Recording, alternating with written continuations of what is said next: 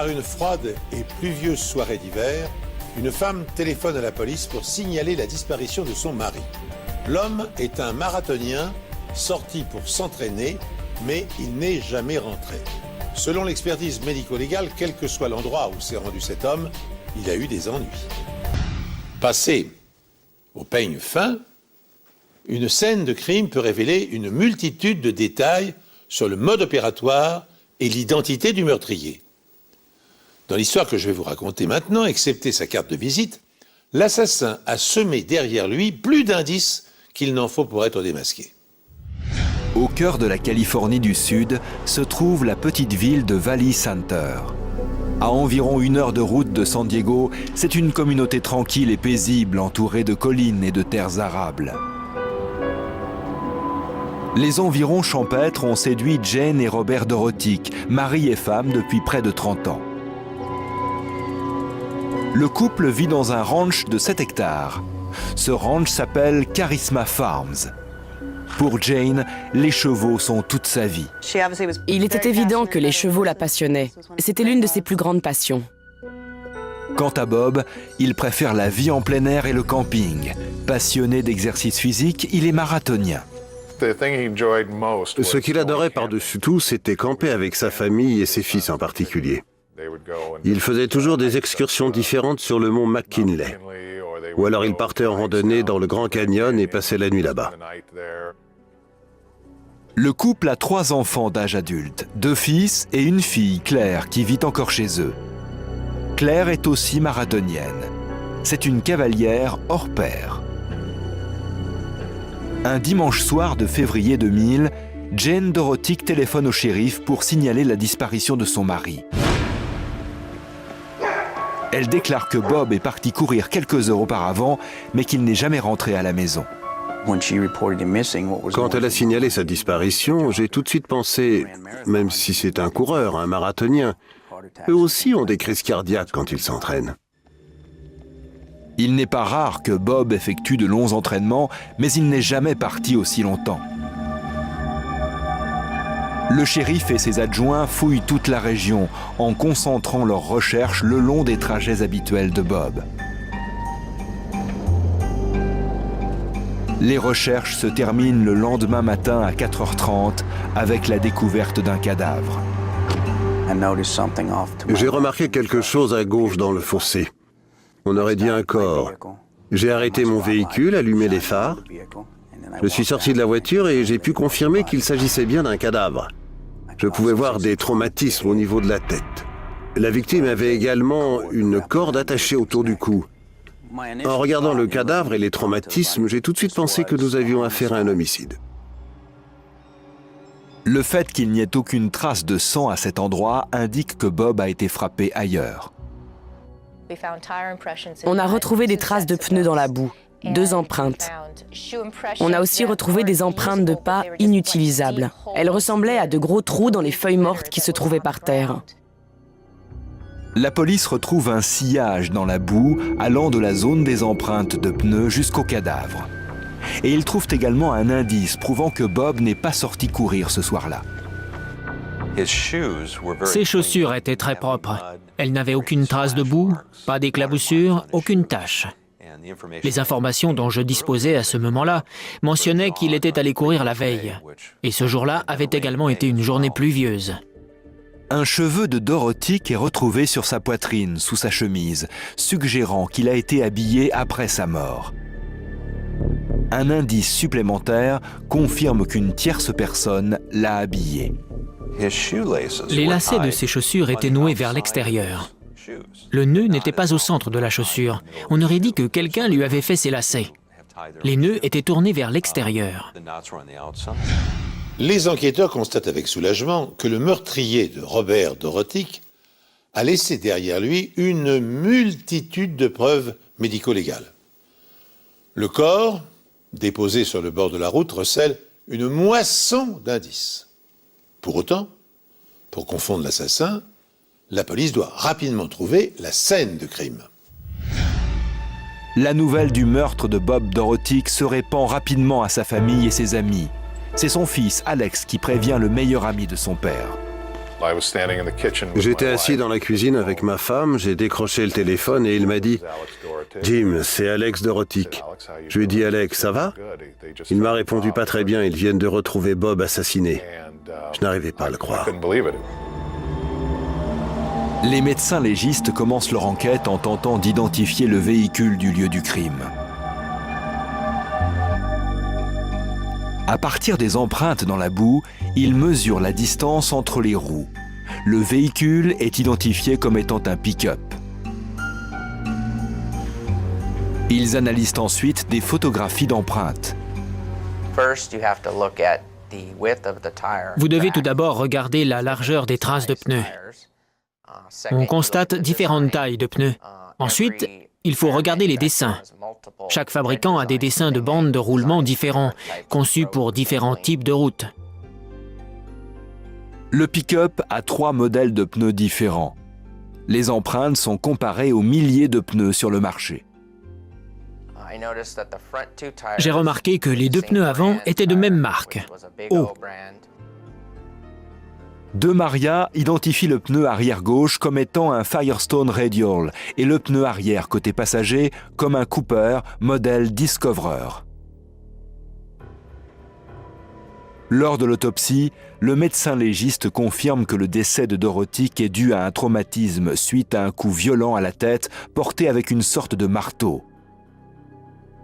Il note aussi des marques de strangulation.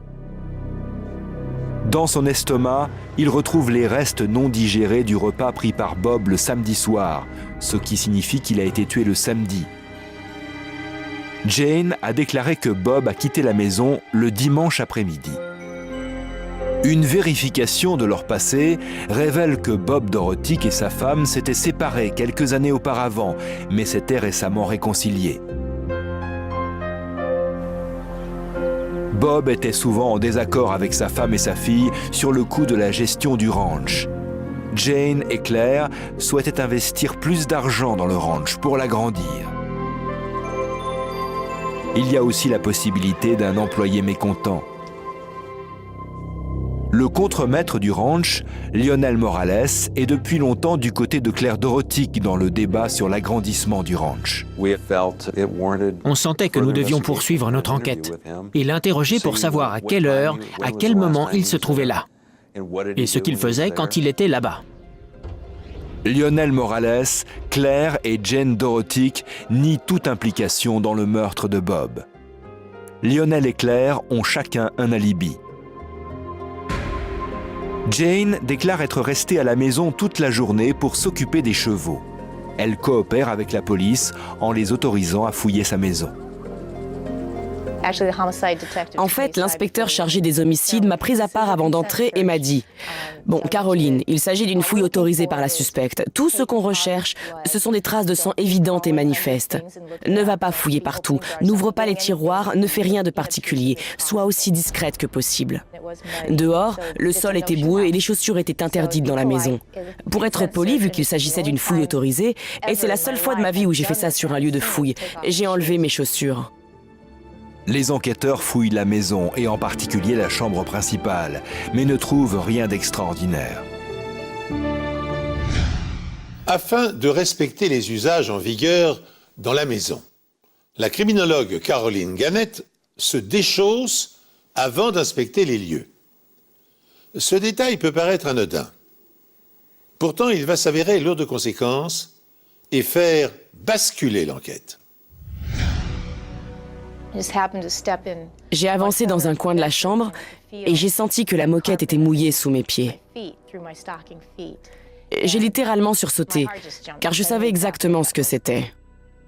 Le sol de la chambre était mouillé, comme si on l'avait récemment nettoyé. Et la moquette avait une teinte légèrement rouge. Ce qui m'a frappé, c'est avec quelle facilité nous aurions pu passer à côté. Si nous n'avions pas retiré nos chaussures, nous n'aurions pas découvert cette zone. Et quand ils regardent de plus près, ils s'aperçoivent qu'ils ne sont pas au bout de leur surprise. On aurait dit qu'il y avait des traces de sang sur l'ensemble de la couette. Il y avait des éclaboussures de sang à la tête de lit. Il y avait des éclaboussures sur le mur, derrière le lit. J'ai demandé à la famille s'il y avait une raison quelconque pour qu'on le retrouve du sang dans la chambre principale. La famille, certains membres de la famille ont commencé à parler. La sœur de Jane Dorotic, Bonnie Long, nous a dit que l'un de ses chiens s'était sectionné un ergot et qu'il avait saigné. Ils retrouvent également du sang sur le mur en briques et sur le poêle dans le coin de la chambre. Le sang s'était même infiltré dans la pièce servant de débarras à l'étage inférieur. J'ai regardé les taches sur le mur, sur les briques. Elles étaient toutes identiques. Elles mesuraient toutes environ un demi-millimètre de diamètre. Elles s'étaient répandues à une vitesse moyenne. C'est généralement ce à quoi je m'attends quand il s'agit d'une attaque. Les analyses effectuées par Merritt révèlent que les éclaboussures de sang proviennent de la tête de lit, du côté où Bob aurait pu être endormi. La forme des taches sur le mur et sur la table de nuit indiquait leur direction. J'ai pris des bouts de ficelle, puis connaissant la direction du sang, je les ai tendus. Je les ai scotchés contre le mur et j'ai ainsi obtenu une zone de convergence. Cette zone de convergence révèle au médecin légiste où se situait la tête de Bob au moment de l'attaque. Merritt découvre également des traces de sang sur le plafond, laissées par du sang projeté d'un objet en mouvement. Il y avait des taches circulaires au plafond, directement au-dessus du lit. C'était la première indication d'une altercation. L'autre indication était les taches directionnelles. Des taches linéaires s'éloignant de l'endroit. Il y avait donc du sang au plafond, formant une ligne en direction du mur. Les analyses ADN confirment que le sang retrouvé est celui de Bob Dorotic. En se basant sur l'interprétation des éclaboussures de sang, les enquêteurs pensent que le décès de Dorotic est dû à une importante blessure à la tête. L'attaque n'a pas eu lieu sur cette route. Cette attaque, si l'on tient compte des taches de sang, a eu lieu dans cette chambre. Dans la maison, les enquêteurs découvrent également un morceau de corde noire, correspondant à celle trouvée autour du cou de Bob. J'ai dit à Jane que nous étions convaincus. Cela ne faisait aucun doute. Bob avait été attaqué dans la chambre principale. La famille en a eu le souffle coupé. Mais les enquêteurs ne découvrent aucune trace de sang dans tout le reste de la maison, ce qui signifie que le tueur a descendu le corps et l'a emmené à l'extérieur. La police ne retrouve ni l'arme du crime, ni aucun vêtement ensanglanté au domicile de la victime. Aucun signe d'effraction n'est également remarqué. Un intrus ne prend jamais la peine de nettoyer le lieu de son crime. Je suis chargé de l'application des lois depuis 28 ans. Je n'ai jamais vu ni eu affaire à un intrus qui entre par effraction dans une maison, commet un meurtre et nettoie tout après son passage.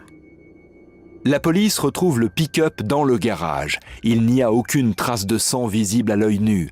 Les enquêteurs décident de vérifier que le sang n'a pas été nettoyé. Nous avons utilisé le test de fluorescence. On a aspergé l'extérieur et l'intérieur du pick-up. Plusieurs zones sont devenues fluorescentes. Il y avait une zone à l'arrière du pick-up en particulier, une zone assez importante. Ces résultats indiquent que du sang se trouvait là à un moment donné, puis avait été nettoyé. Les tests ADN effectués sur les résidus sanguins retrouvés confirment qu'il s'agit du sang de Bob. Le pneu avant gauche était tourné vers moi et je pouvais voir le dessin du pneu tandis que je m'en approchais. Je savais à quoi il devait ressembler pour correspondre au dessin du pneu retrouvé sur le lieu du crime. Plus je m'avançais et plus il lui ressemblait. On aurait dit le même pneu. J'étais juste devant et j'étais certaine que c'était la même empreinte. Les pneus avant sont de la marque O. Le pneu arrière côté passager est un Cooper modèle Discoverer. Le pneu arrière côté conducteur est un Firestone Radial. Leurs dessins correspondent tous aux empreintes laissées sur le lieu du crime. Le pick-up blanc est immatriculé au nom de Jane Dorotic. Avant de quitter le domicile, les enquêteurs trouvent une dernière preuve. Dans la poubelle, on a retrouvé plusieurs seringues. L'une d'elles était une très grosse seringue, le type de seringue utilisé pour les animaux. La seringue contient une petite quantité d'un puissant tranquillisant pour chevaux appelé acépromazine. Il est aussi connu sous le nom de Mellow Yellow, en rapport avec la chanson des années 60. Il suffit de 3 mg pour endormir un cheval. Les tests de toxicologie ne permettent pas de détecter l'acépromazine dans le sang de Bob. Il a pu en contenir, mais en quantité insuffisante pour être décelé. Une empreinte de sang est retrouvée à l'extérieur de la seringue. Le sang est celui de Bob Dorotic et l'empreinte est celle de Jane. On entend souvent dire que la meilleure preuve qu'on puisse trouver est l'empreinte digitale du suspect dans le sang de la victime. Et là, comment vous expliquez cela? L'affaire a été menée tambour battant. 3 jours seulement après la découverte du corps de Bob Dorotic, sur le bas-côté de la route, je vous le rappelle, la police arrête son épouse et le procureur l'inculpe du meurtre de son mari. Plus d'une demi-douzaine d'indices la désignent coupable.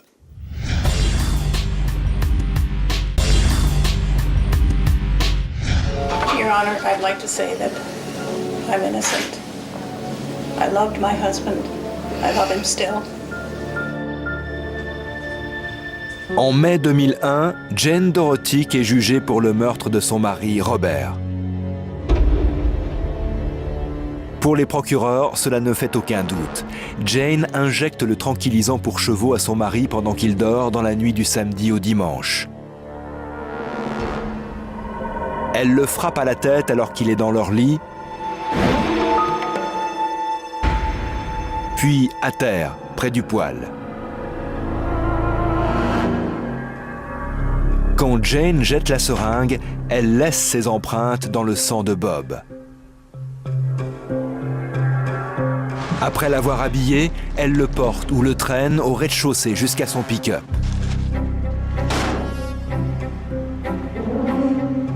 Lorsqu'elle se débarrasse du corps le long de la route, la seule chose qu'elle ne fait pas, c'est laisser son nom sur le lieu du crime. La propreté des chaussures de Bob prouve qu'il n'est pas allé courir. La position des lacets indique qu'ils ont été noués par une tierce personne. Et le sang sous sa chemise est la preuve qu'il a été habillé après son décès. Et puis, il y a les empreintes de pneus du pick-up. Des amis ont vu Jane en fin d'après-midi ce dimanche-là dans un centre commercial du quartier. Pour les procureurs, c'est l'endroit où elle s'est débarrassée de ses vêtements ensanglantés et de l'arme du crime. Tout ce qu'on a récupéré accusait Jane Dorotic. Il y avait différentes pièces du puzzle et quand vous les mettiez tout ensemble, tout l'accusait. Le mobile semble être l'argent. Jane souhaitait dépenser beaucoup d'argent pour les chevaux, pour leur entretien, pour le maintien de leurs écuries. La passion de Jane et de Claire pour les chevaux ne le dérangeait pas. Mais elles étaient souvent en désaccord sur la quantité des ressources familiales qu'ils devaient allouer à ce loisir. 2 ans auparavant, alors que le couple est séparé, Jane apprend que selon la loi californienne, elle devra payer une pension alimentaire à Bob s'ils divorcent, étant donné qu'elle représente la principale source de revenus du couple. Bob m'avait dit qu'elle était très en colère quant au fait de devoir lui payer une pension alimentaire. Ça l'avait rendue livide. Et elle était devenue très menaçante. On a retrouvé des lettres datées du vendredi précédant sa mort. Il cherchait du travail. Peut-être qu'il lui a dit « Ça ne marche pas, je pense que nous devrions divorcer », mais elle ne voulait pas lui payer de pension alimentaire.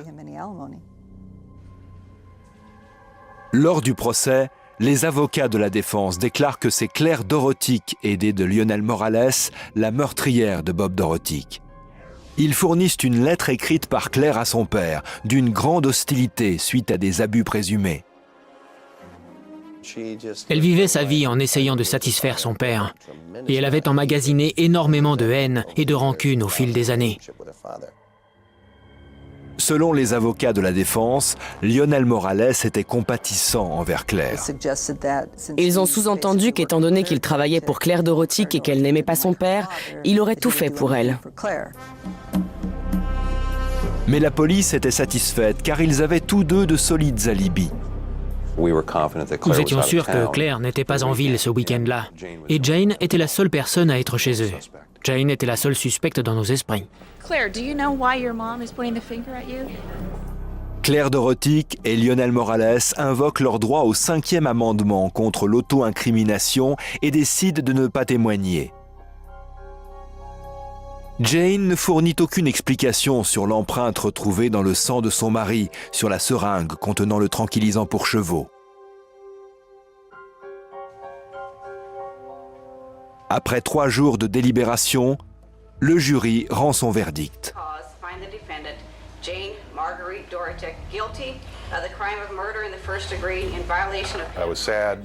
J'étais triste, mais malgré tout ravi que justice soit rendue. Pour moi, elle m'a volé un de mes meilleurs amis, à moi et à tous ses autres amis. Et c'est le pire vol que l'on puisse commettre. Jane Dorotic est condamnée à 25 ans de prison. Il est indéniable que les preuves médico-légales ont joué un rôle incontestable dans la condamnation de Jane Dorotic. L'expertise médico-légale a pu prouver qu'il n'était pas sorti faire un footing, comme elle l'avait déclaré. Les experts ont confirmé que ses chaussures avaient été lacées et qu'il avait été habillé après avoir été roué de coups. Les preuves médico-légales nous ont raconté l'histoire, comme c'est souvent le cas quand vous trouvez un corps dans le cadre d'un homicide. C'est le cadavre lui-même qui vous raconte son histoire. Jane et Robert Dorotic s'étaient séparés 2 ans avant le meurtre. Ils avaient même envisagé de divorcer, mais dans ce cas, Jane, en qualité de gérante du ranch, aurait dû verser une pension alimentaire annuelle de 50 000 $ à son ex-conjoint, somme qui lui aurait interdit de poursuivre ses investissements pour améliorer son élevage de chevaux. Pour absurde qu'il soit, cet argument a motivé le passage à l'acte. Dans le but d'innocenter leur cliente, les avocats de la défense tentèrent en vain d'incriminer Claire, la fille de la victime. Comme elle possédait un solide alibi, ils essayèrent ensuite de faire porter la responsabilité du meurtre sur Lionel Morales, le garçon de ferme, affirmant que des témoins auraient aperçu des hommes de type hispanique rôder à bord d'un pick-up sur la route, non loin de l'endroit où le corps de Bob a été retrouvé. Mais les preuves médico-légales accablaient Jane Dorotic et aucun argument ne put semer le doute raisonnable dans l'esprit du jury. Jane Dorotic fut condamnée à une peine de 25 ans de réclusion. Et ainsi prend fin cette émission. Je vous remercie de nous être fidèles et vous donne rendez-vous bientôt sur cette antenne pour un autre épisode des Enquêtes Impossibles.